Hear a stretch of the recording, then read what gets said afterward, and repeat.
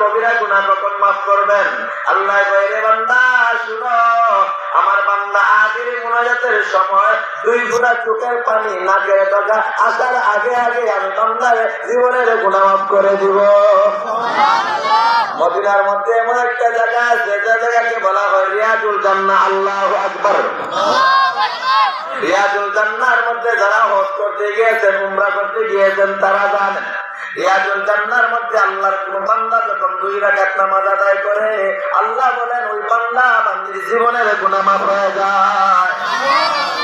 মায়া নবী বলেন, আল্লাহ আমার প্রত্যেকটা উম্মত তো আর টাকা থাকবে না, পয়সা থাকবে না, তারা তো সোনার মক্কা সোনার মদিনা যাইতে পারবে না, তাদের জন্য কোথায় গেলে গুনাহ মাফ হবে? আল্লাহ ডাক দিয়ে বলে, বন্ধু হে, দুনিয়ার জমিনে তামিয়ানা টাঙ্গাইয়া কোন রকম উলামায়ে কেরাম কোরআন হাদিস থেকে কথা বলবেন, আর ওই কথাটুকু শুনিয়া আখিরি মুনাজাতের সময় 2 ফোঁটা চোখের পানি ছাড়বে, আমি আল্লাহর কুদরত অন্তরে দুশমনরা যাবে। আমি আল্লাহ কথা দিলাম, আপনার ওই যে ওই সমস্ত উম্মতের জীবনের গুনাহ মাফ করে দিব। গুনাহ মাফ করাইতে চাননি গো? কারা কারা হাত তুলে আল্লাহকে দেখা দেন? নারায়ে তাকবীর, নারায়ে তাকবীর, আল্লাহু আকবার। বুঝা যায় কিছু মানুষ আছে ঘুমাইছি না, কথা বুঝেন নাই? আমার বাজার আসুন, কেন গো মুসলমান হইলাম আজকে অন্য কোনো আলোচনা করব না, কেন মুসলমান হইলাম শুনতে রাজি আছেননি? তার আগে কিছু ওষুধ লাগাইলে আমার হাত কাটা, কিছু ওষুধের দরকার আছে না নাই? আজি ইমদাদুল্লাহ মুহাজির মক্কি রহমাতুল্লাহি আলাইহি বলেন, সুদ খায়ও না, কি খায়ও না।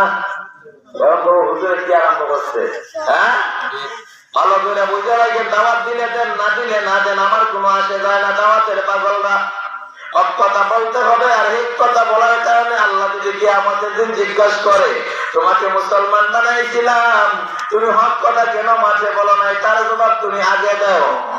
আমাদের কিছু কিছু আলেম আমরা আছি যারা সরকারি টাকার গোলাম, ওকে সুদের কথা, ঘুষের কথা, যৌতুকের কথা আমরা বলি না, তোমাদের বিচারটা আগে হবে। কথা বলেন না কেন?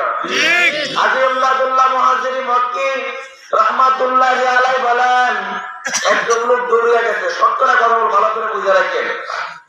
আজি ইমদাদুল্লাহ মুহাজির মক্কি রহমাতুল্লাহি আলাইহির কাছে বলতেছে, ও হাজী সাহেব, আমার একটা সন্তান হয়েছিল বা অসুস্থ হয়েছিল, মান্যত করছিলাম পায়খানা খাবো, কি খাবো? আমার কথা বুঝেননি? পায়খানা খাবো। ঠিক আছে, পায়খানা খাওয়া লাগবে না, যে লোকটা